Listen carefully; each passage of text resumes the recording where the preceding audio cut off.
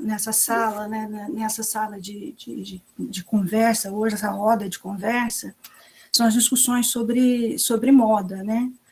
A gente começou a discutir a moda, né? Eu comecei primeiro com a Letícia, que vocês estão vendo aí, que vai conversar com a gente agora durante essa mesa também. A gente tem o Cauã, a Ana, a Estela, a Maria Luísa, a Elilza, né? Que todos, ao longo desses últimos 2 anos, eles vieram desenvolvendo pesquisas sobre essa relação moda e sociedade. Eu confesso para vocês assim que a proposta primeiro veio pela Letícia e eu tive um certo assim preconceito em relação à discussão, né? Que é aquela ideia que a gente tem e que eu acho assim que muitas pessoas têm em relação à questão da moda, de considerar que é uma discussão, que é algo que é fútil dentro da nossa sociedade, né? E a partir do momento que a gente começou, né, a desenvolver as pesquisas, a trazer as discussões, a gente foi vendo o impacto, né, que isso tem, e é isso que a gente está querendo discutir hoje. Tá? Eu vou pedir a Letícia para ir acompanhando o nosso chat, tá, Letícia? Se aparecer perguntas no chat para você ir me parando, porque, como vocês viram, a gente vai trabalhar com imagens. Então, para mim fazer essa projeção das imagens, eu não vou estar vendo o que está ocorrendo no chat. Então, a Letícia vai estar fazendo essa acompanhamento, né, das discussões aí no chat, e aí vocês podem ir fazendo as perguntas, ir fazendo as colocações, à medida que a gente for fazendo as discussões. Tá? Tem as orientações da CEMEP para todos permanecerem com as câmeras desligadas, né, a não ser nós que estamos fazendo as apresentações, né, e com os microfones também, tá? Mas aí vocês podem colocar as questões no chat e aí levantar a mãozinha também. Se vocês quiserem perguntar, a gente abre a possibilidade para vocês irem perguntando ao longo da discussão, tá? Então, vamos começar, eu vou fazer a projeção aqui e a gente vai discutindo, né? Então, o tema da nossa discussão é moda e sociedade, como a moda impacta nas relações de gênero no mundo do trabalho e na construção das identidades em nossa sociedade. Nessa primeira parte que a gente trabalha com a questão da história, da moda, né, a gente trabalhou muito com um autor, que é o James Lavey, né, que ele traz as discussões sobre a história da moda. É um bom autor para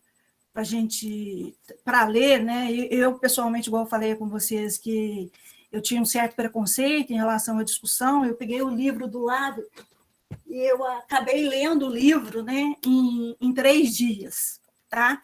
Então, é um livro de quase 300 páginas, né?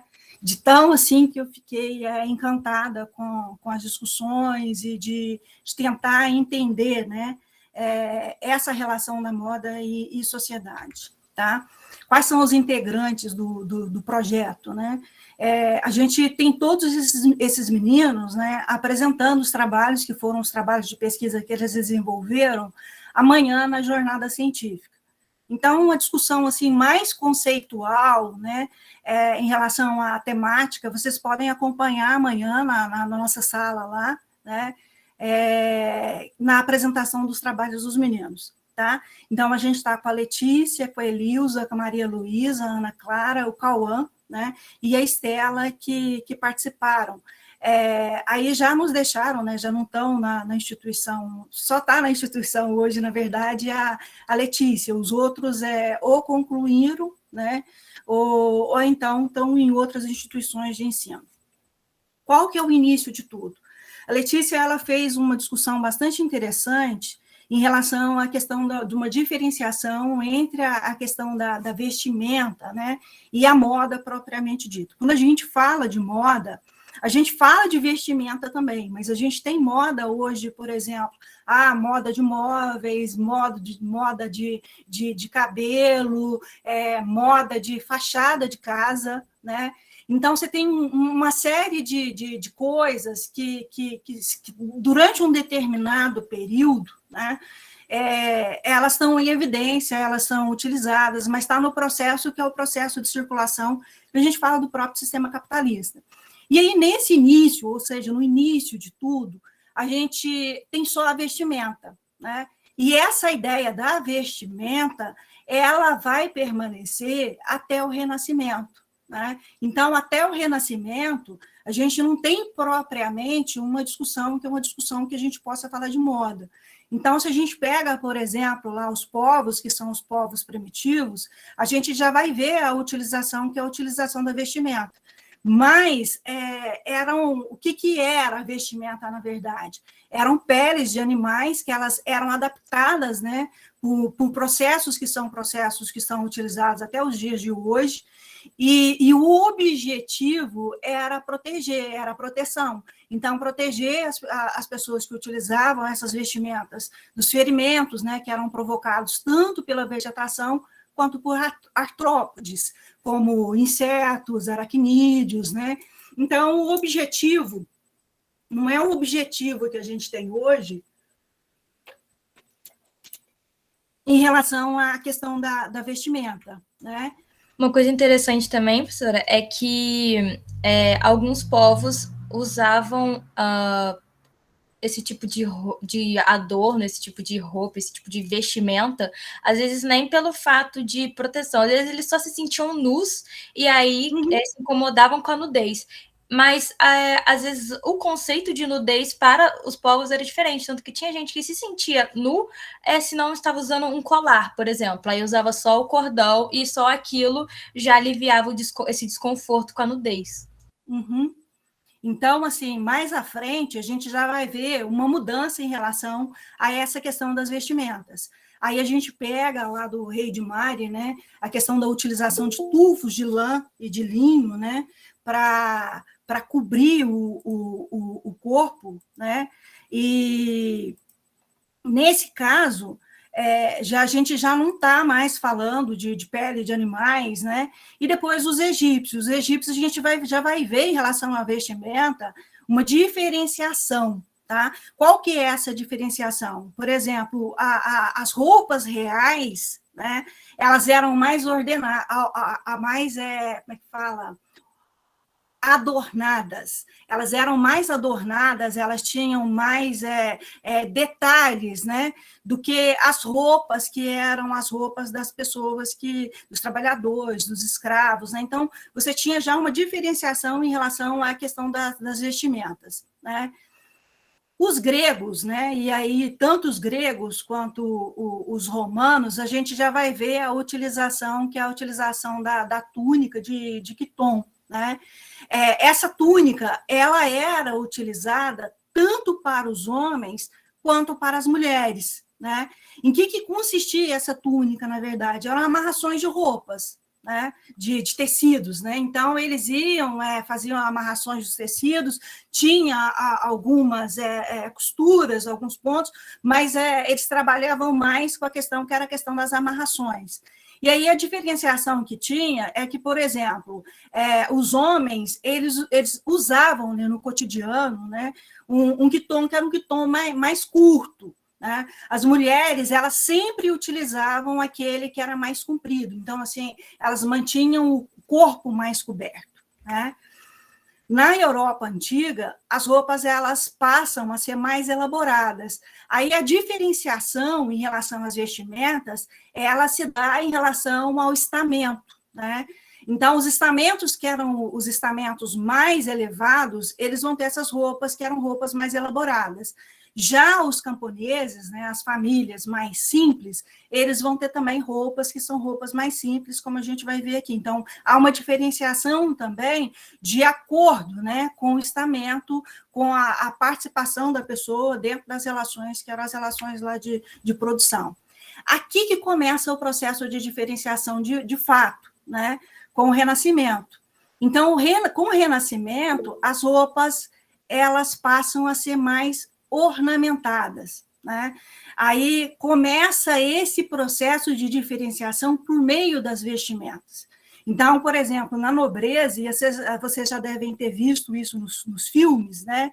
Eles usavam muito os rufos. Os rufos é essa gola saliente que vocês estão vendo aqui, né? Então, esses rufos... Professora, eles... o pessoal está comentando que essas roupas devem ser desconfortáveis, e, né, porque elas são cheias de tecido. Sim. Não só de tecidos, mas também de ferros, de madeira, para poder fazer a sustentação, tá? Então, assim, a gente vê aqui os rufos, né, que eles utilizavam, e a gente vai ver que, principalmente as mulheres, elas usavam, as mulheres ligadas à elite, né, à nobreza, elas utilizavam roupas muito avantajadas, né? Em relação aos homens, e aí depois a gente vai chegar nessa discussão mais à frente, hoje é um problema muito sério o homem usar saia, né? Mas até aqui a gente vê que o que eles utilizavam eram saias, então não tinha a utilização que era a utilização das calças. E aqui, durante o Renascimento, a gente vai ver lá com o Henrique VIII, né, o que a gente vai chamar do ápice da masculinidade. Aonde que aparece essa masculinidade se ele está utilizando saia? Né? Aparece aqui, ó, no detalhe aqui da roupa que ele utilizava, que era feita para poder ressaltar a genitália dele, né? Então, essa demonstração, né, mostrar a genitália, né, demonstrar a genitália era um sinal dessa masculinidade. Então, a gente tem ombros que são ombros largos, né, muito largos, e ao mesmo tempo, essa roupa, né, que vai mostrar o órgão sexual masculino como uma forma de demonstração de poder também, tá? Então, são duas características que a gente vai ver, assim, em relação à questão do Renascimento. E aqui a gente vê roupas que são as roupas super ornamentadas, né? E uma coisa que a gente vai ver mais à frente em relação à questão das vestimentas, é claro que quando a gente fala das vestimentas, fala da moda, a gente está falando das classes que são as classes mais abastadas, tá? Que foram as roupas que resistiram ao tempo. Então, assim, você tem registros, que tem fotos, que tem quadros, que tem pinturas, que tem desenhos. Então, essas famílias, que eram as famílias mais abastadas, elas também que vão contar, né, essa história, que é essa história das vestimentas. No século, que é o século XVII, a Espanha ela vai estabelecer o tom dominante em relação à questão das vestimentas. Né? E aí a gente vai ver uma verdadeira mudança, né? Do ponto de vista, que é o ponto de vista das vestimentas, particularmente em relação aos homens, que é o que a gente vê, né? Uma verdadeira revolução. Qual foi a revolução que a Espanha traz do ponto de vista da utilização das vestimentas? A utilização das calças, tá? Então, assim, as roupas femininas, comparativamente, né, ao que a gente tem anteriormente, elas permanecem estáticas. As masculinas, elas vão passar por essa revolução, que é a utilização de calças, né, para homens, e é a grande mudança que a gente vai ter em relação à questão das roupas, né? No século XVIII, as roupas francesas elas passam a significar, né, um sinônimo de elegância, né? E aí todas as classes, que são as classes mais abastadas, as classes altas, elas vão procurar, né, utilizar as roupas que são as roupas francesas, né? Qual o detalhe que a gente vê em relação à questão das roupas francesas? Primeiro, a questão das saias, né? E foi nessa parte, gente, que eu falei assim, caraca, e a gente acha que a moda é uma coisa que não impacta, né, do ponto de vista das relações sociais. A moda, né, ou as roupas, elas impactaram, elas influenciaram, inclusive a arquitetura, né? Então, por essas saias, né, essas saias que chegavam a ter lá até 4,5 metros, né, eles tiveram que aumentar e mudar a forma, que eram as formas das escadas, né? Eles passaram a ter corrimões, que eram corrimões mais curvos, né? E as escadarias, elas passaram a ser mais largas também, para acomodar essas vestimentas das mulheres que estavam ligadas à elite. Aqui a gente vê a utilização das calças, mas as calças mais ajustadas ao corpo, né? Mais parecendo meias, né? E uma coisa que vai marcar muito esse século é a utilização das perucas, que é o que eu falei com vocês, a moda, ela não é só, é claro que a roupa, né, é uma das suas expressões, né? Mas o cabelo também, os adereços, a gente tem uma série de coisas que passam, né, por essas discussões relacionadas à moda. Então, assim, as perucas, elas são um capítulo à parte nesse período, né?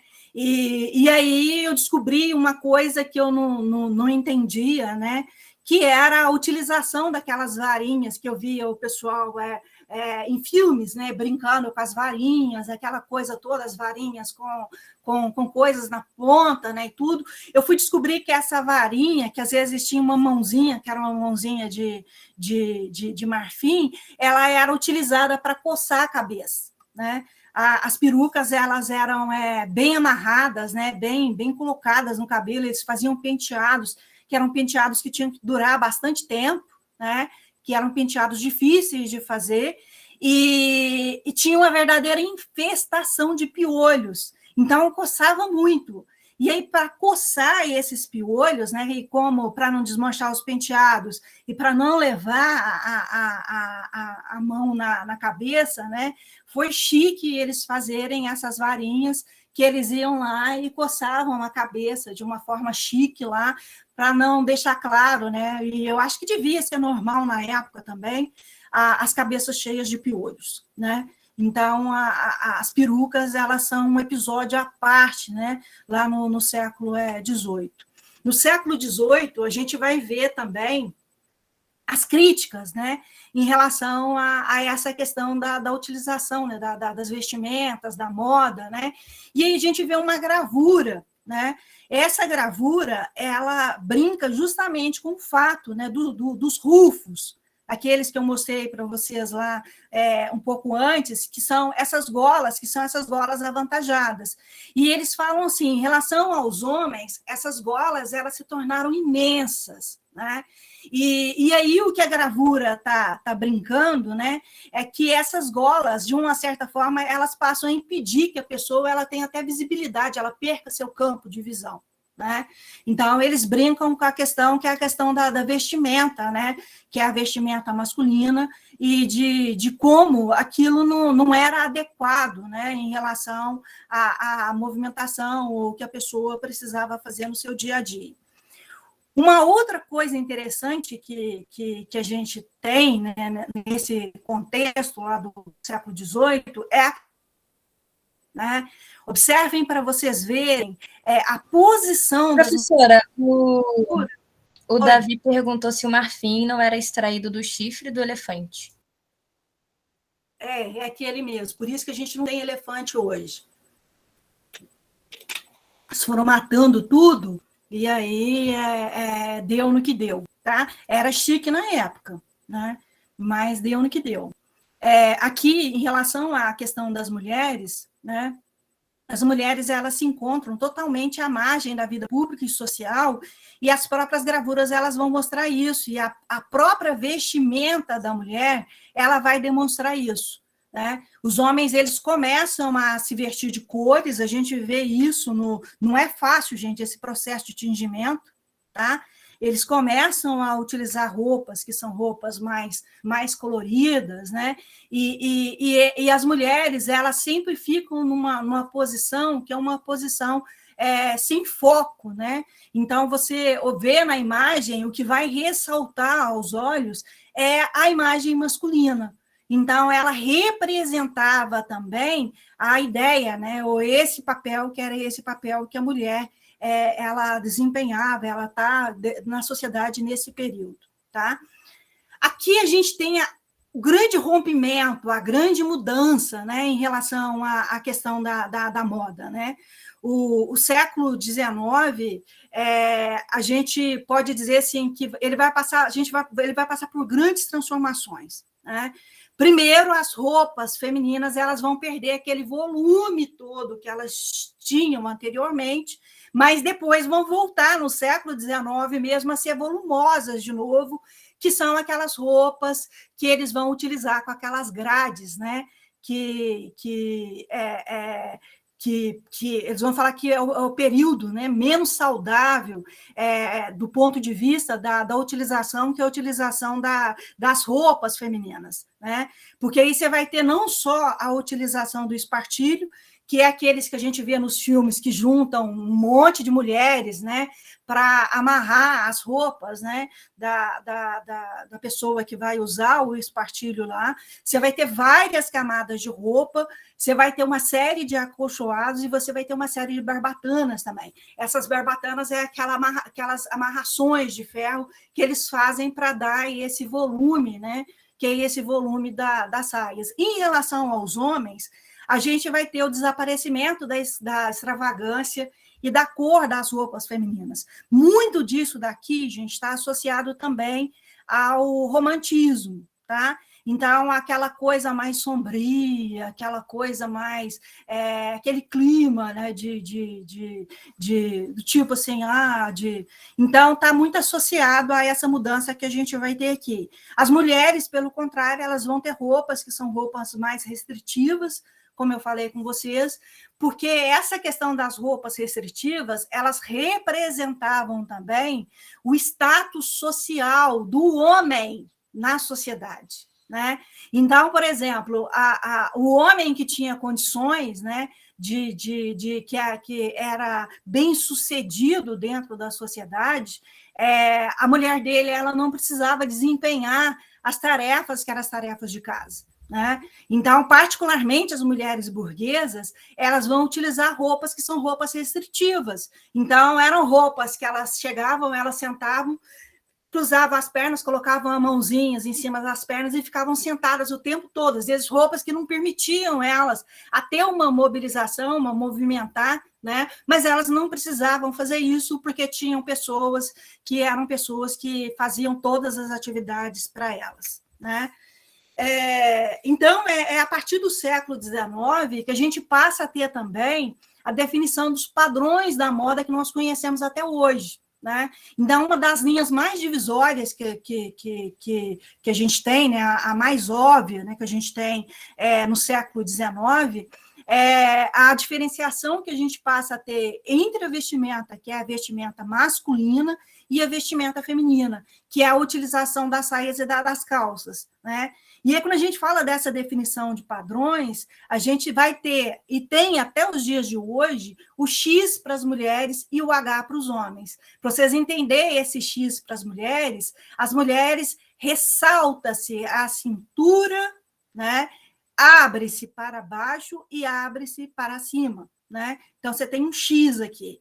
O homem, ele tem a forma H, que é essa forma reta, né? Então, assim, esse padrão, ele se estabelece lá no século XIX, peraí que parece que tem alguém tentando... Não. Ele se estabelece lá no século XIX e a gente vai ver, né, essas tendências até os dias de hoje. Por exemplo, assim, a valorização dos seios, né? A gente pega, por exemplo, as roupas que vão para o Oscar, a gente vê que a forma é a forma X para as mulheres. Então, sempre ressaltando a questão que é a questão do peito, né? E sempre ressaltando a questão que é a questão da bunda, né? Do bumbum das mulheres lá, né? Então, assim, o que a gente já havia falado com vocês em relação às roupas, né? As roupas que são estudadas hoje são as roupas burguesas. Por que são as roupas burguesas, na verdade? Porque são as que resistiram ao tempo. Então, elas são roupas que têm uma qualidade melhor, que têm tecidos melhores, né? Que têm uma produção melhor, então elas têm uma resistência maior ao tempo. Já as roupas, que eram as roupas das pessoas mais pobres, os registros são de algumas pinturas, de alguns desenhos, né, da época da retratação, mas você não tem roupas ou vestimentas para poder fazer esses estudos. De 1900 a 1939 é uma época de grande ostentação e extravagância, né? A gente vê aqui, ó, no início do século, as roupas, né? Mas só que aí a gente vai ver que nesse período também a gente passa por duas guerras, né, mundiais.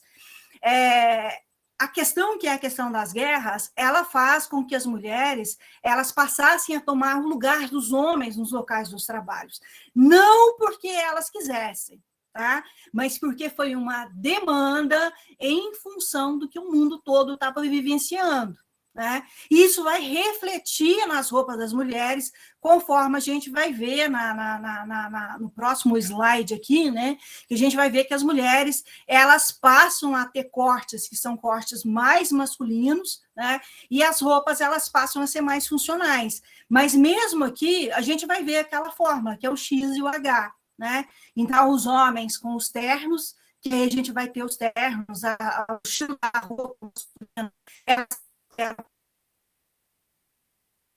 mulheres tendo a forma que é a forma de X nesse contexto, né? Aqui está a influência da guerra na moda, né? Então, assim, a gente vai ver roupas, né? Que são uniformes que as mulheres vão utilizar para trabalhar nas indústrias, né? O estilo de roupa mais masculinizada, isso aqui lembra, de uma certa forma, o terno, né? Os empréstimos de roupas masculinas. Então, se você está num período que é um período de escassez, é comum você vestir o que tem, né? Então, as mulheres passam a utilizar roupas que são roupas masculinas também dentro desse contexto. Até porque as mulheres também estavam buscando a sobriedade dos homens, né? Essa passagem que eles têm de usar a roupa masculina e passar toda uma seriedade, elas também buscavam isso, porque elas estavam literalmente se inserindo no mercado de trabalho. Sim. E aqui a gente vê essa sobriedade também, mesmo nas roupas, que eram aquelas roupas mais femininas, né? Que são cortes para as mulheres se inserirem no mercado de trabalho, e aí vocês vão ver cortes mais retos, sem detalhes, né? Então, essa sobriedade que a Letícia está falando, que elas buscam lá da vestimenta, que é a vestimenta masculina, né? Na década de 50, é o período pós-guerra.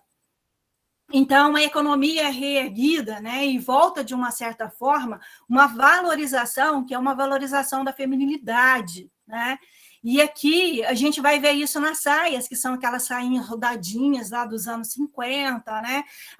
Os babadinhos, então, assim, as roupas femininas, elas vão trazer essa questão, que é essa questão dessa feminilidade. Então, os decotes voltam, a questão de mostrar silhuetas, né?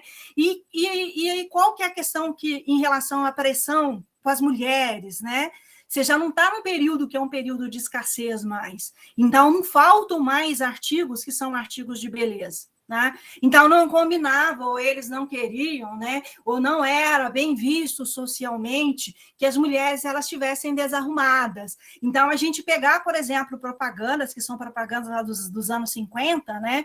A gente vai ver a dona de casa desse jeitinho aqui, fazendo propaganda de geladeira, né? Fazendo propaganda de fogão. Então, a criança lá do lado, o totó do lado, e ela aquela roupinha toda arrumadinha, né? Às vezes sapato de salto para lavar banheiro, tá? Então, com o cabelo todo lá chapadinho, arrumadinho, né?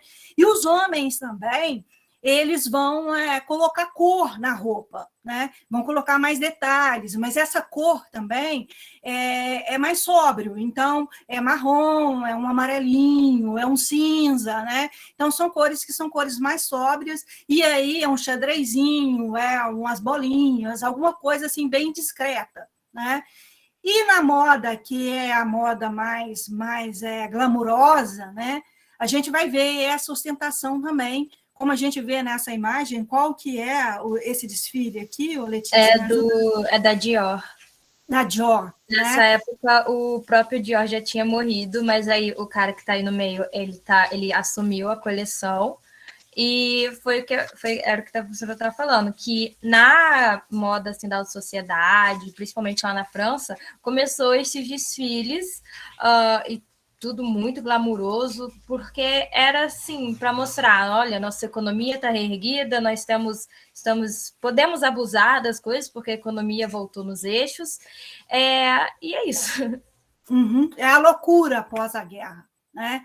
E os jovens, né? A gente trabalha, as nossas discussões, né, dentro do grupo de pesquisa, a gente trabalha muito com os adolescentes e com os jovens, né? E aí a questão que a gente colocou, né, que se colocou em algumas das pesquisas, é a questão e os jovens dentro desse contexto, né? A primeira coisa é que os jovens eles estão fora das grandes confecções, né? Que eram voltadas, né, para aquele público que era um público mais adulto, né? E eles também não queriam, né? Era um período de rebeldia, então eles não queriam se vestir mais como os pais deles vestiam. Né? E aí começa a inserção, né, de alguns elementos, né, e os empréstimos de roupas, a confecção de roupas que tivesse mais de acordo com o que eles estavam querendo apresentar socialmente, né, com a identidade deles. E a gente vai ver várias características nessas imagens que estão aí. Por exemplo, as jaquetas de couro, que indicavam essa ideia de rebeldia, né? Os cabelos, que eram os cabelos todos de tupete, né? As calças rasgadas, né? As meninas utilizando calças, utilizando botas, né? Então, é uma verdadeira revolução. É um pouco da vontade que os jovens têm de contrariar a geração antiga, né? Que tem muito disso. Sim. E aí, assim, eles tentam ir contra aquele conservadorismo, né?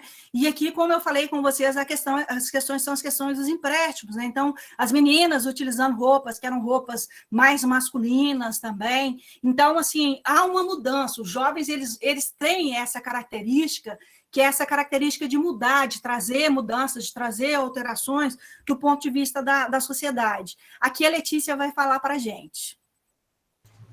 Então, a partir dos anos 60 e nos anos 70, né, que a gente viu também que teve um pouco assim começou um pouco nos anos 50, enfim, né, nessas décadas, a gente começa a ver um pouco de androginia, um pouco de estilo unissex, uma coisa que vai começar a transitar, né, porque a moda, quando a gente pensa em moda, a gente pensa muito em binaridade, porque tem estilistas que eles são especificados em moda feminina, moda masculina.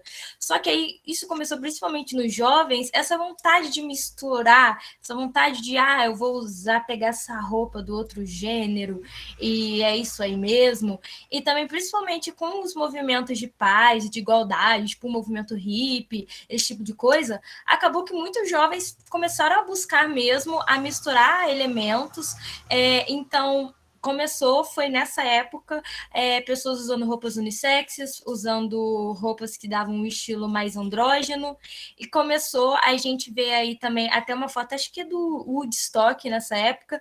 Essa daqui. Sim, então o pessoal os jovens principalmente estavam realmente querendo quebrar essa coisa assim de certinha da binaridade, e foi aí que a gente começa a ver essa coisa começar a entrar em evidência, né? É claro que a moda também, gente, ela vai muito além do vestido cobrir o corpo, né? A gente vê pelas discussões, né, que a gente já fez até o momento, que ela é um elemento também importante, né, como uma forma de identificação cultural, política, né, e aí principalmente para os grupos que são os grupos marginalizados. E a gente vê o contexto, que é o contexto dos anos 70, né, o surgimento, que é o surgimento do hip-hop. O hip-hop, ele aparece como uma forma de manifestação cultural e política, tá? Ele tenta denunciar, né, as condições que eram as condições que viviam as populações que eram as populações marginalizadas, começa em Nova York, depois aqui no Brasil, já nos anos 70 também, a gente já começa a ter grupos, né, voltados para o hip-hop, né? E a denúncia em relação à questão da desigualdade social, a questão da violência da rua, né, a deficiência da escola, né, e vários outros temas que eram de relevância. Então, esses grupos marginalizados, eles começam a criar um estilo que é um estilo próprio também, como a gente vê aqui. E uma das características, e isso vai ficar claro nos dias de hoje, quando a gente chegar mais à frente também, né, é a utilização, por exemplo, de roupas que eram roupas caras, roupas de marca, né, para poder definir também, posicionar-se politicamente também dentro da sociedade. Então, eles começam a criar um estilo, que é um estilo de vestimenta, estilos de cabelo, estilos de adornos, né? Como uma forma que é uma forma de manifestação política para ser vistos, né? Mostrar sua arte, né? Dentro das relações que eram as relações sociais. Aqui, professora, o Davi perguntou se o movimento hippie acabou acompanhando, quer dizer, se o hip hop acompanhou o movimento hippie ou se foi uma coisa mais independente. Foram distintos, tá? O movimento hippie, ele está muito associado aos jovens que são jovens burgueses, tá? Não burgueses, de classe média, né? Que começaram a querer um estilo de vida mais alternativo, que começaram a ter uma percepção que é uma percepção diferente em relação a uma inserção deles dentro da sociedade. Aí a questão da guerra do Vietnã, ela influenciou muito, aquela questão da paz que a Letícia falou lá, mas aí também as questões ambientais, eles são os primeiros a trazer, gente, as discussões sobre as questões ambientais. Tá? Então, assim, aquela coisa de que hippie não estava nem aí para nada, na verdade, é um discurso que não cabe muito, né? Porque eles trouxeram discussões que hoje são caras e que são importantes para nós, né? Mas que, na época deles, ninguém estava pensando nisso. Tá? Já o hip hop, ele aparece associado aos grupos latinos e negros em Nova York, né, que vão falar em relação à questão da violência, das condições que eram as condições que eles viviam. Foi o ano atrasado, foi em 2019, a gente trabalhou com o hip hop.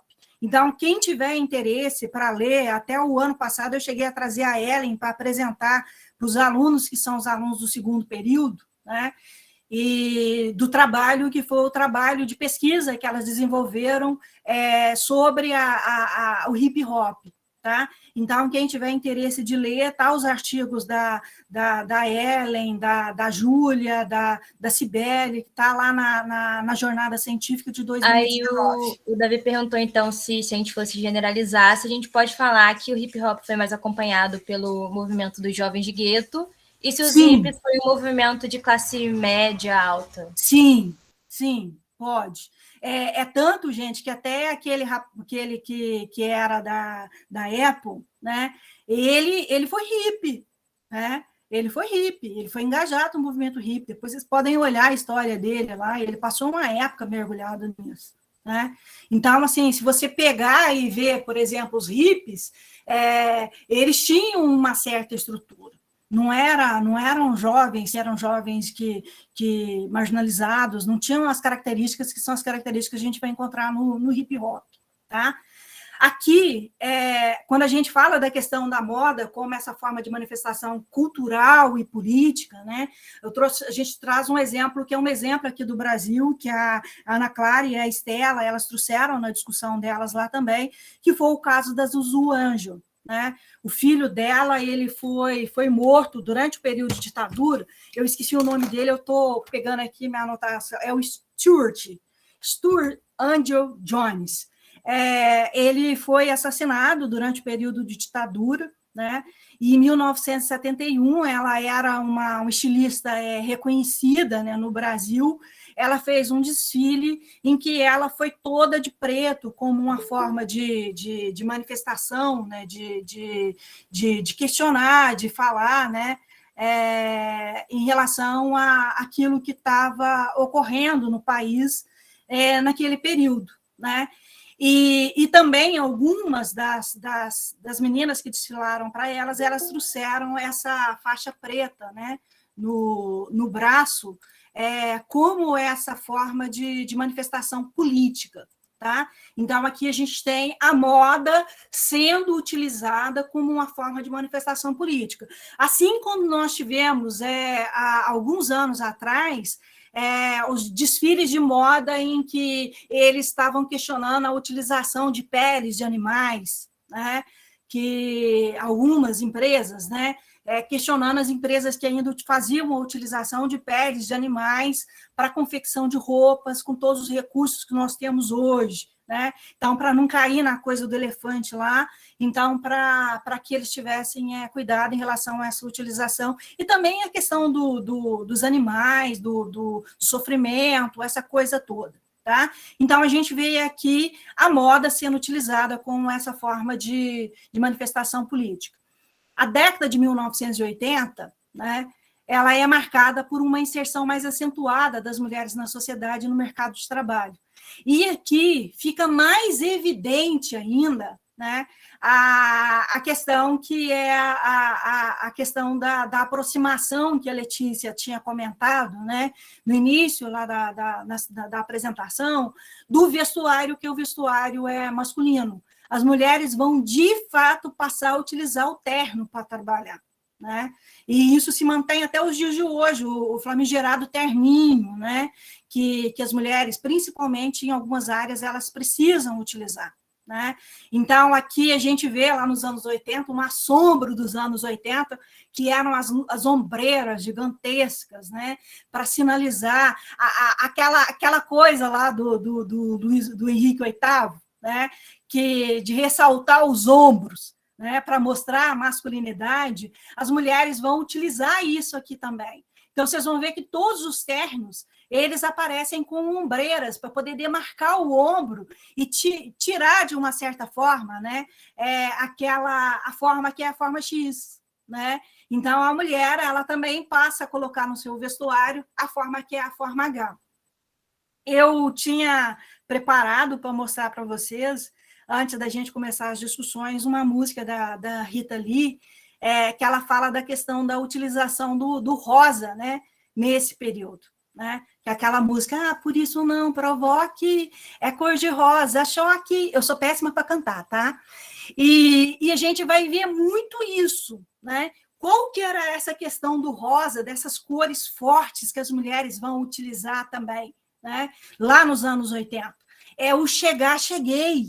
Tá? Então, é para poder mostrar que elas estavam lá mesmo, que elas estavam se inserindo na sociedade, que elas estavam se inserindo no mercado, e que para poder mostrar que elas estavam lá. Então, era do tipo assim, farol mesmo, veja que eu estou aqui. Né? Então, a gente vai ter duas tendências. A primeira tendência é essa aproximação com o vestuário, que é o vestuário mais masculino, né? E a outra tendência, que é essa tendência das cores vibrantes, né? Dos babados, dos cabelos volumosos, dos adornos gigantes, né? Então, tudo aquilo para poder mostrar que elas estavam presentes dentro da sociedade. Eu estava até comentando com a Letícia, no dia que a gente estava organizando essa apresentação, que eu falei com ela assim, Letícia, eu era criança nesse período, né?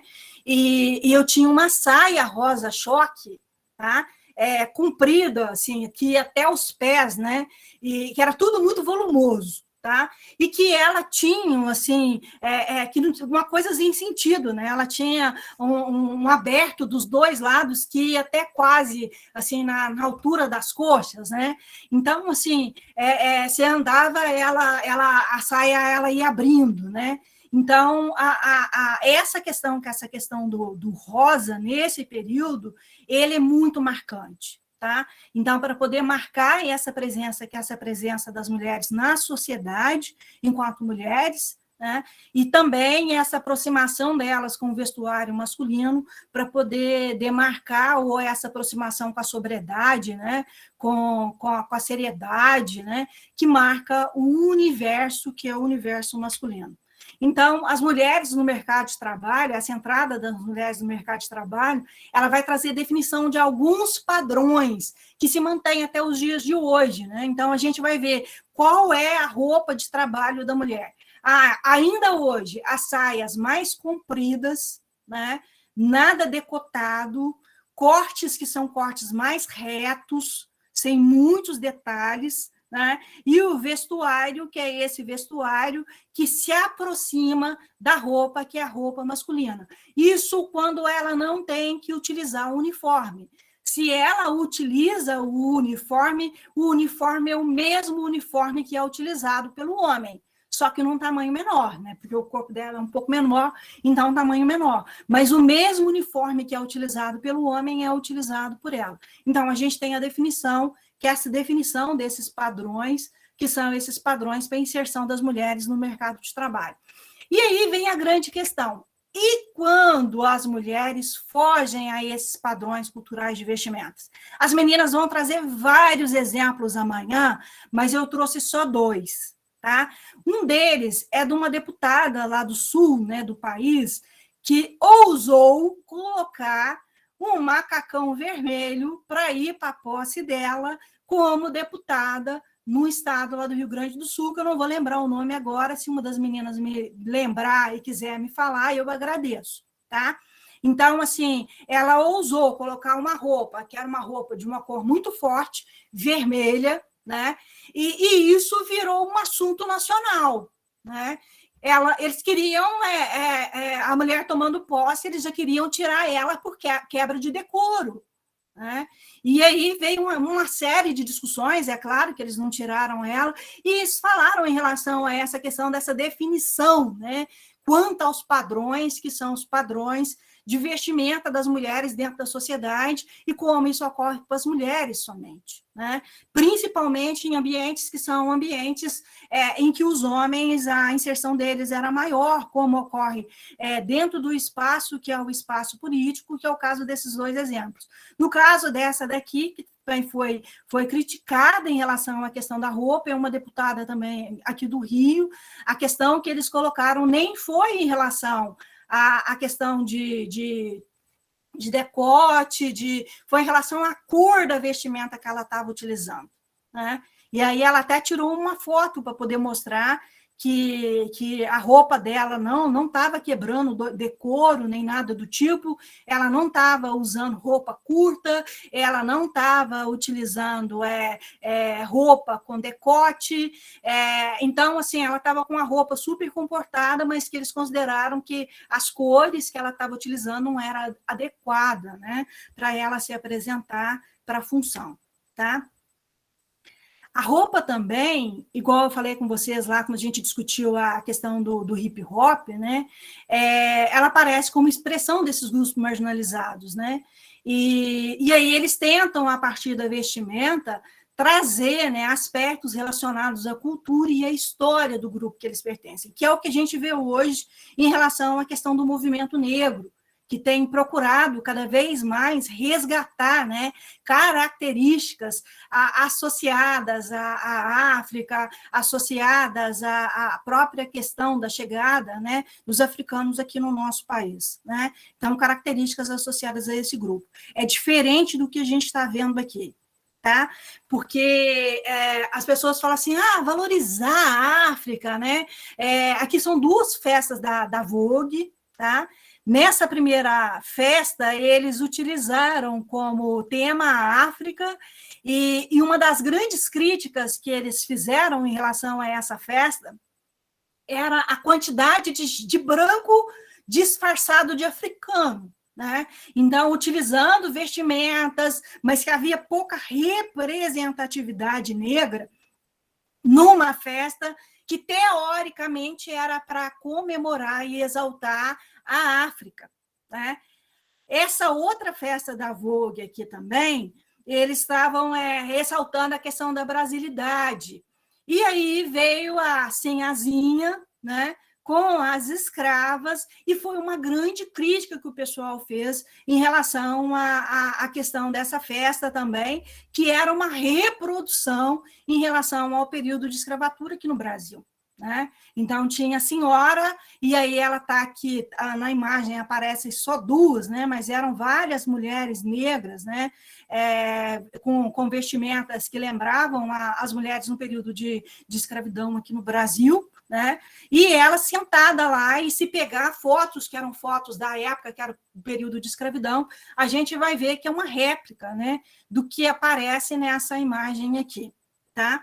Então, assim, quando a gente fala como expressão de grupos que são grupos marginalizados, é diferente isso que a gente tem aqui em relação a essa inserção que a gente tem aqui, tá?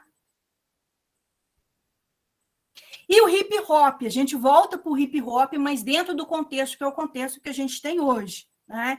A Estela e a Ana, elas estavam mostrando, né, de como, né, que o hip hop ele tenta demarcar dentro da sociedade a presença que é a presença desses grupos marginalizados.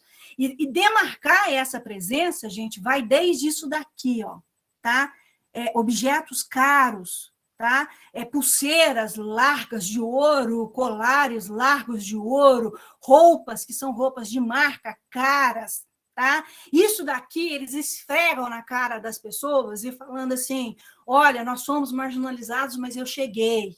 Tá? Eu estou aqui, nós estamos se inserindo dentro da sociedade, nós estamos falando, nós somos reconhecidos pelo nosso trabalho, né? E essa questão, que é essa questão de utilizar símbolos, isso aqui são símbolos de prestígio, tá? Então, eles, a partir, né, de símbolos, que eu faço essa discussão com os alunos do terceiro período, lá a partir das discussões do Goffman, eles pegam símbolos que são símbolos de estigma, né?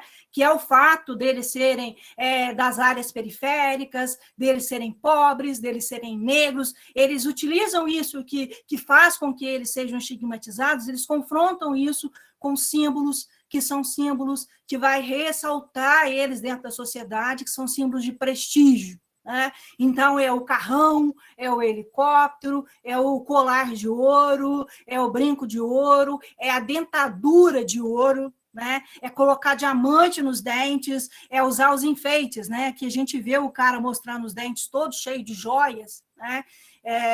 Então, assim, agora está na moda também os adereços, que são os adereços para a boca, né? Para o rosto. Eu vi a Angelina Jolie lá no lançamento do último filme dela lá, com um desses adereços, né? Então, esses adereços são uma forma de manifestação também, gente. De manifestação cultural, de manifestação política, a partir da moda, tá? E não apareceu agora, né? Aí eu trouxe exemplo para vocês do período, que era o período da escravatura aqui no Brasil, em que os grupos marginalizados que conseguiam ascensão dentro da sociedade, eles tentavam demarcar essa ascensão dentro da sociedade a partir de suas vestimentas e seus adornos, né? Então, não é uma característica apenas do período atual, né? Aqui a gente tem a Chica da Silva, né? Um retrato, né, da Chica da Silva.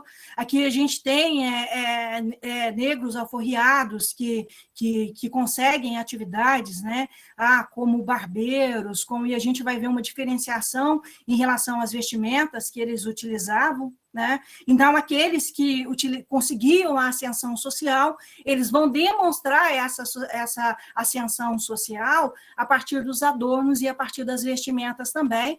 E aí, em relação à questão da Chica da Silva, né, lá em Diamantina, falam, né, que ela esfregava na cara de todo mundo, porque ela se tornou a mulher mais rica, né, praticamente lá do estado de Minas Gerais, e ela era descendente de escravos, e ela era negra, e ela tinha as características negras, mas ninguém podia confrontar ela, porque ela tinha poder e ela tinha dinheiro. Né? E ela esfregava isso a partir dos adornos que ela utilizava e das vestimentas que ela utilizava também.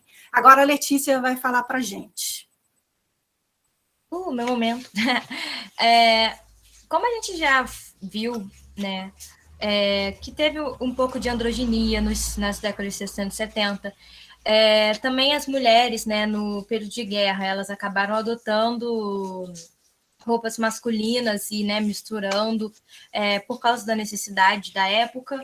E também tem figuras históricas que se travestiam e até que faziam a transição de gênero ao longo da história, de tipo séculos atrás. Um exemplo é a Thiares de Beaumont, que ela inicialmente trabalhava como espiã para a corte francesa. E aí, no caso, ela é uma mulher trans. Então, ela, quando ainda era vista como homem, se vestia, se travestia e fazia os trabalhos de espionagem, né, que é o cross-dressing. Só que aí depois acabou que ela se identificou mesmo como uma mulher trans e ela é uma das primeiras figuras que são assumidamente transgêneros na história. Mas aí a gente vê que não é uma coisa de agora, né? Essa coisa de misturar o gênero nas roupas, não é uma coisa assim, tem muitas pessoas conservadoras hoje em dia que falam que esse movimento, que esse tipo de coisa, só começou a ser falado agora. Mas o que está coisa dos jovens Nutella. Sim, sim. Falam que é mimimi, né? Porque o que começou a acontecer agora é a maior liberdade para poder falar sobre isso, para poder quebrar esses códigos binários que a nossa sociedade ainda está muito inserida. O Davi perguntou se a Joana Dark seria um exemplo mais clássico disso. Eu acredito que sim, porque ela também usava de elementos masculinos na roupa dela. Então, assim, também é um exemplo. E hoje em dia tem mais também, começou a ter os estudos sobre gênero, a ter essa... Tanto é que quando a gente começou a estudar sobre moda, para vocês terem ideia, a gente trabalha com referências muito recentes, que assim, da década de 70 para cima. Pode parecer que é muito tempo, mas dentro de uma ciência, isso é muito pouco tempo, é uma coisa muito recente. Sobre moda sem gênero, então, foram muito, muito pouco material. A gente teve que ler várias coisas e fazendo um recorte, juntando, para a gente conseguir fazer que tivesse uma referência bibliográfica boa, porque é sobre isso, sobre a moda. Primeiro, ela foi a primeira coisa que a professora falou, que a moda, primeiro, era uma coisa boba, né? As pessoas tinham aquela visão de que é uma coisa supérflua, mas aí... a partir da década de 70 para cima, começou a ter uma relevância acadêmica, e aí começaram os primeiros estudos, e aí teve todo esse caminho para agora falar sobre moda sem gênero, sobre moda unissex, e aí, por isso que hoje em dia a gente está falando mais sobre isso, além de que toda a liberdade sobre... jovens e pessoas LGBTQIA+, e também pessoas queers. Enfim, é sobre isso, como o Marcos falou, é sobre isso. E aí a gente às vezes se pergunta, mas por que talvez talvez não, né? Essa moda, ela é mais aceita pelos jovens, os jovens são mais adeptos a ela, e a gente se pergunta, mas por que isso acontece? Tem toda uma questão de que os jovens, eles estão basicamente querendo se encaixar no mundo, querendo encontrar o seu lugar. Tem muito disso da gente querer encontrar referências, né? A gente quer se ver na televisão, a gente quer se ver em obras audiovisuais, a gente quer se ver na música, quer se ver na literatura, né? E até muitas pessoas, às vezes, têm problemas em se identificar com corpos que são mostrados na televisão, com etnias que são mostradas na televisão, né? Tem toda essa questão da representatividade, porque a gente quer se entender, a gente quer olhar para esse grupo e falar, nossa, eu me identifiquei com isso, eu quero fazer parte disso, porque ser humano é sobre querer fazer parte de alguma coisa, é sobre querer se entender, e os jovens são o grupo que estão ativamente procurando esse lugar, né? Porque normalmente as gerações mais à frente, né, já encontraram, né? Já sabem o que querem, já sabem o que estão fazendo. Eu sempre torço para o mais jovem no MasterChef, olha, eu também. Então, por isso que a gente vê as pessoas mais jovens aceitando, né? Falando, nossa, isso daqui tá fazendo uma quebra dessa binaridade da moda. Eu vou ter uma opinião conservadora disso? Por quê? Sendo que eu me identifico e também quero participar. É muito disso, né?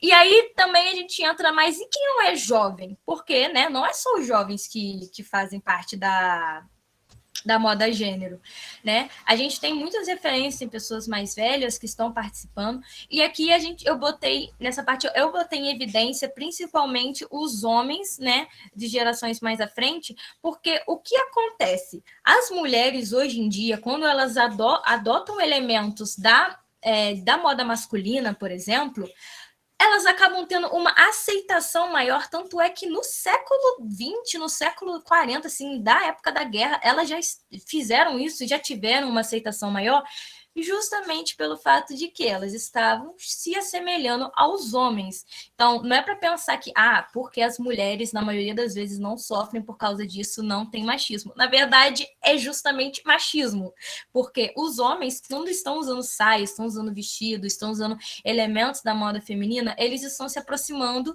da figura feminina, que é visto na nossa sociedade como uma coisa inferior. Então, um homem de saia, ele é fraco, ele é menos másculo, tem toda essa coisa da masculinidade tóxica, né, envolvida também. E aí acaba que, nesse ponto, os homens, quando vão adotar elementos da moda feminina, acabam sofrendo mais preconceito, mais retaliação do que as mulheres. Isso é dose, né? Também tem até o caso de que quando uma pessoa ela consegue um lugar na sociedade, né, ela consegue estar em evidência e lutando, né, por aquilo que ela acredita, por aquilo que ela gosta, ela só quer basicamente ser aceita como ela é, né? Acontece que as marcas não querem ouvir sobre isso, né? Não querem mostrar essa pessoa também. Como eu trouxe o caso que foi assim mais recente que eu vi, foi o Billy Porter. Ele é um ator americano que ultimamente, eu acho que o último trabalho que ele fez foi um filme da Cinderela com a Camila Cabello.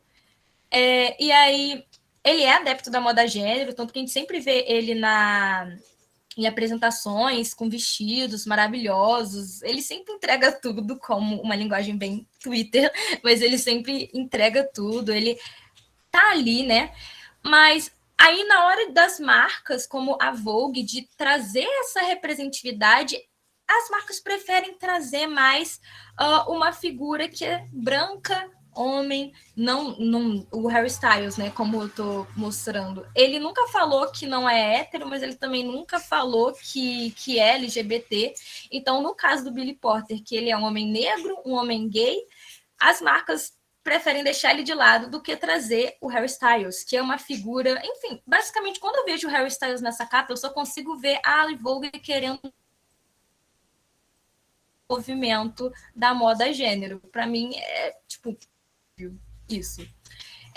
E sim, é basicamente um caso de privilégio, porque ele tá ali, o Harry Styles, não é como se fosse culpa dele isso, tanto que a crítica do Billy Porter foi mais pra Vogue do que pro Harry Styles. Muita gente confundiu isso, né, propósito, mas porque o Billy Porter, ele tá nisso há muito mais tempo do que o Harry Styles, né? Pode ou falar mais alguma coisa. Não, eu vou... A gente encerrou a discussão, gente. Agora eu vou abrir para as questões, para que vocês possam fazer as colocações de vocês, tá? Amanhã as meninas vão fazer mais discussões, trazer outras questões na apresentação da JC, né? Mas aí agora a gente está aberto para vocês falarem, né, o que vocês desejam, tá? Pode abrir o microfone, gente, ele não morde. O Ryan falando pra caramba, ele tinha que falar alguma coisa aqui.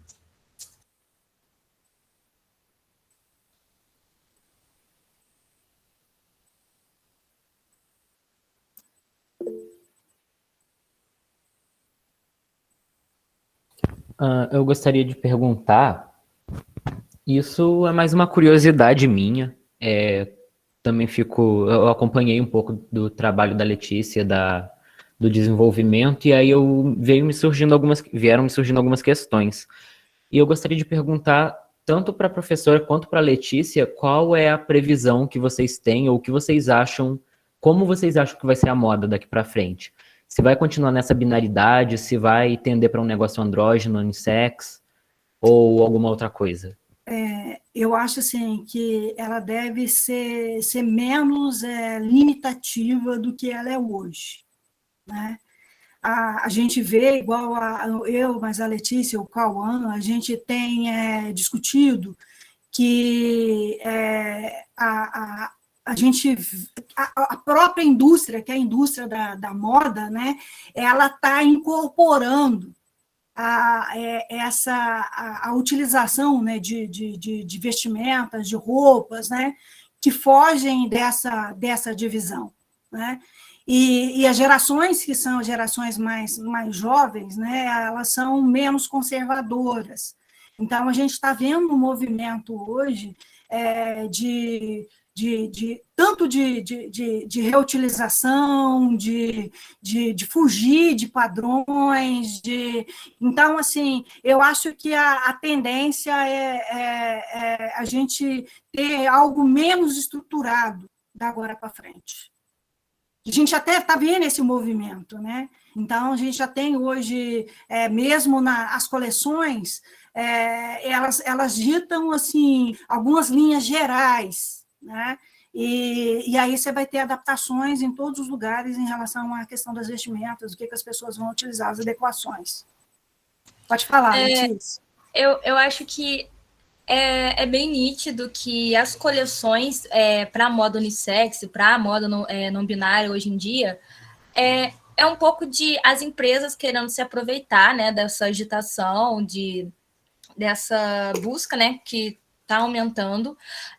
Tanto é que na pesquisa que a gente fez, muitos jovens falaram que não gostam muito das coleções destinadas a isso, né?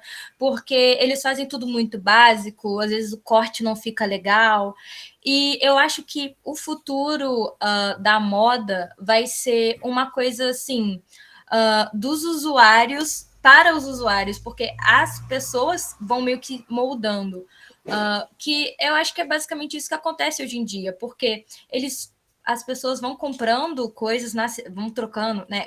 Chega numa loja, aí a pessoa não vai se prender mais à seção masculina, e vai indo no que ela realmente quer, né? Tem adaptação do corte das roupas e tal, né? Tem essa questão, mas eu acho que vai seguir nisso, né? Um pouco que a professora falou, que vai ser aberto, as pessoas não vão se apegar menos essas questões de, eu tenho que me vestir assim, eu tenho que me vestir assim, mas eu não acho que todo mundo vai usar a moda sem gênero, não acho, até porque tem pessoas que elas gostam, né, de ter uma expressão de gênero binária, né, ter uma expressão feminina, uma expressão masculina, e assim, tá tudo bem, mas acredito que as coleções podem evoluir, né, tomara que sim. Vai ser pelo motivo certo? Eu não sei, né? Não sei se vai ser pelo motivo de, eu quero ganhar dinheiro com isso, né? As empresas pensam assim. Mas eu acho que mesmo se não tiver uma evolução das empresas, os usuários vão continuar fazendo, né, o próprio negócio, inovando, indo nas seções que querem, comprando as roupas que querem, e é isso. Gente, anteriormente, essa questão da moda era muito mais marcado, né? Então, por exemplo, você tinha um estilo de roupa que estava na moda, você saía na rua, gente, saia balonê, vocês têm noção do que é saia balonê? Era uma saia que ela era comprida, mas tinha um elástico na bainha dela, e eles puxavam, ela ficava toda sanfonada, assim, tá? Essa saia balonê, ela foi moda nos anos 80. Você saía na rua, estava todo mundo usando aquilo, tá? Agora, hoje, mesmo que igual eu falar assim, você tem algumas tendências, mas você sai na rua, as pessoas, elas se vestem de formas diferentes, né? Então, assim, não tem você tem alguns padrões ainda, igual a gente fala lá, os padrões de vestimenta e tudo, né? Mas, principalmente, se as pessoas, se elas estão no cotidiano delas, se elas estão... exatamente, você tem uma variação que é uma variação maior, tá? do que você tinha em relação a esses padrões anteriormente. Você vai em shopping, você vê gente hoje na rua, com roupa, que essas roupas é hippie, você vê pessoas de terno, você vê pessoas com um estilo gótico, você vê uma série de estilos diferentes quando a gente circula hoje pelas ruas. A moda nunca foi uniforme, né? A moda Não. é sobre isso, é sobre mudança, é sobre tendências, e assim, as pessoas às vezes continuam usando elementos de uma coisa que estava em moda muito tempo atrás. Uhum. Aliás, é moda hoje, né? Você usar, reciclar roupas, que são roupas Sim, reutilizar. é comum a gente ver as tendências voltarem, né? Porque eles falam que normalmente o pessoal gosta de reviver as coisas de 20 anos atrás. E isso é muito real. A gente vê hoje as coisas dos anos 2000 tomando muitas proporções. O pessoal usa mais aquela roupa daquele estilo, fazem edições daquele estilo, porque é a volta. Mas tanto é que nos anos 2000, o pessoal gostava de fazer referência aos anos 80, o pessoal dos anos 80 gostava de fazer referência aos anos 60. Então, a moda é sobre isso. O Ian está falando aqui da questão das coisas pesadas, né? Não usar aqui. As pessoas hoje, muito em função dos doramas, que é moda hoje em dia, as pessoas têm gostado muito de roupas, que são roupas chinesas, coreanas, japonesas, né? Que são roupas mais pesadas, por causa do clima, né? E eu já vi muita gente falar assim, nossa, seria tão bom se a gente pudesse utilizar esse tipo de roupa, né? Mas aqui no Brasil, nos anos 20, quando era a moda francesa, era o que ditava, né? Se você pegar e ver as roupas dos anos 20 das mulheres, elas usavam meia de seda, elas usavam estola, que é aquele quente, né, que era feito de pele de animal, que colocava assim nos ombros, no clima do Rio de Janeiro, né, porque era moda. Tá? Então, assim, a questão é que hoje a gente tem um senso crítico maior em relação a isso. Então, você sabe que algumas elas não ficam perfeitas, né? Não dão para a gente utilizar no nosso cotidiano. Né? Mas antes as pessoas não tinham muito disso, não.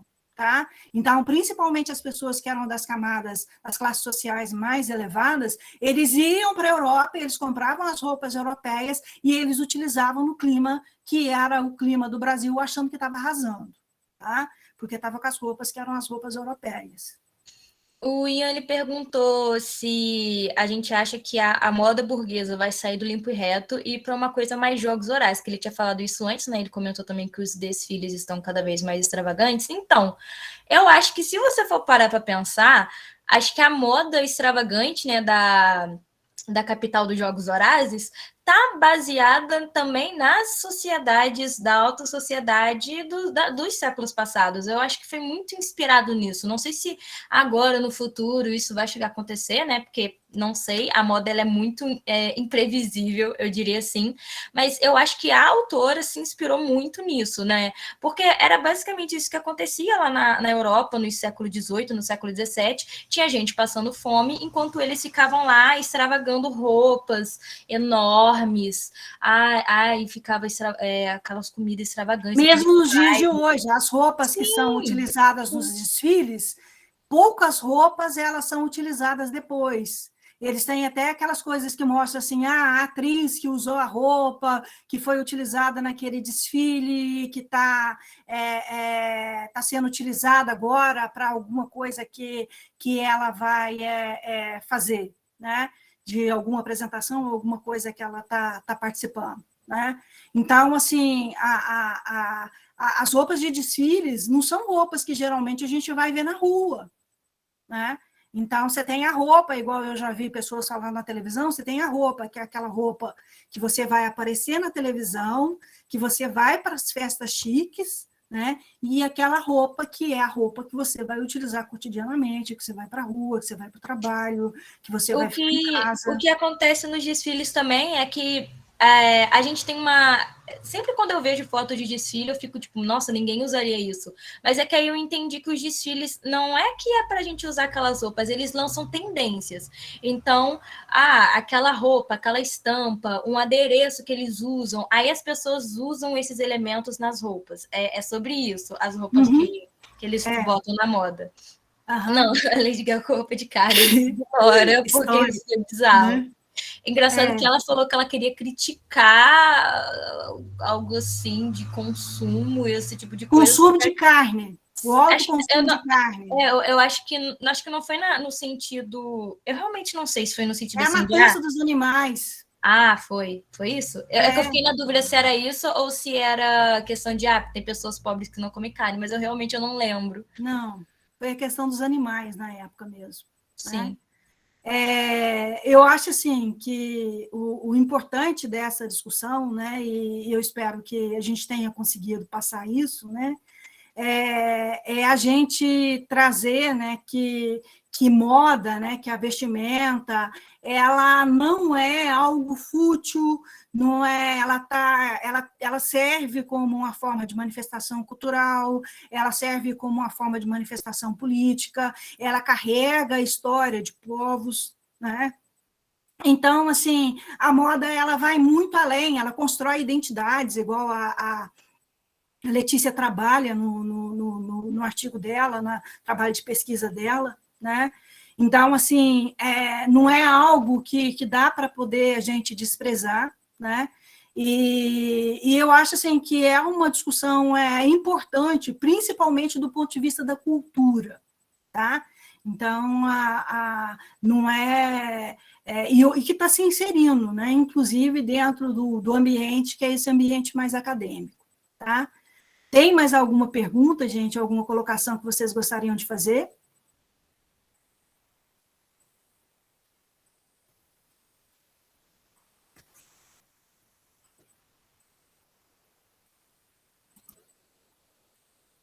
Agora já estão começando a criticar já a situação do país. Tá difícil. Sempre chega uma hora que essa discussão surge, professora.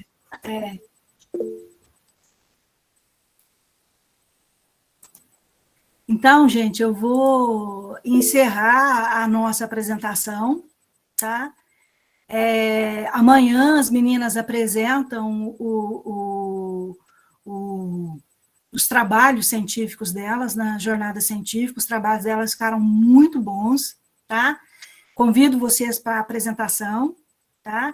Agradeço a presença de vocês e espero poder contar com vocês no próximo ano, quando a gente for estar discutindo os doramas, estar discutindo os animes, né?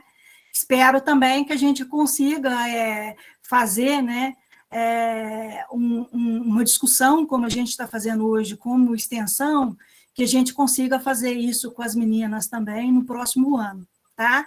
Então, assim... Professora, acho que o Davi ele perguntou se a moda não pode representar um país ou uma região, e ele falou também das mulheres. As meninas fazem essa discussão em relação à questão dos turbantes também, Davi, que você levantou aí. Porque elas falam assim, tem a questão do turbante, que é utilizado pelos povos negros, né? Se a gente pegar, eu vi até um dia o homem falando assim, mas os africanos eles não usavam turbante. Não interessa se os africanos não utilizavam turbantes. Os nossos africanos, eles utilizavam. Se você pegar retratação, se você pegar desenho, se você pegar imagens, vocês vão ver que os negros que estavam aqui no Brasil no período, que era o período de escravidão, eles utilizavam. Tá? Então, você vai ver lá as mulheres negras com os turbantes. Então, já começa por aí. E as meninas vão fazer essa discussão amanhã. Agora, os turbantes também, eles são utilizados pelos povos árabes, eles são utilizados pelos indianos, né? Então, assim, você tem apropriações culturais que são apropriações culturais diferentes, tá? Mas, assim... Espero que vocês venham amanhã, então, para a apresentação das meninas, tá? Quem puder. E espero vocês no próximo ano para a gente discutir dorama e discutir animes, tá? Vou ver se a gente consegue montar uma atividade de extensão assim também. igual a gente está trabalhando com imagens e tudo, né? Para fazer uma discussão mais solta, sem ser aquela coisa mais academicista, né? Em relação à produção, que é a produção científica e a produção dos trabalhos, tá bom? Obrigada, então, gente. Até o nosso próximo encontro. Obrigada, gente. Vocês são incríveis. Eu amei, achei todo mundo participativo. É, muito bom. Beijo, galera.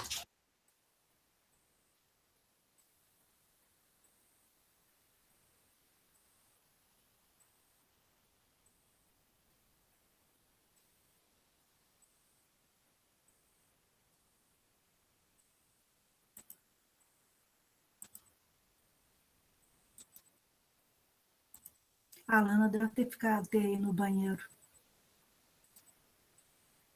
Deixa eu ver como é que eu faço para... que eu preciso conversar com você agora, para a gente... Ok.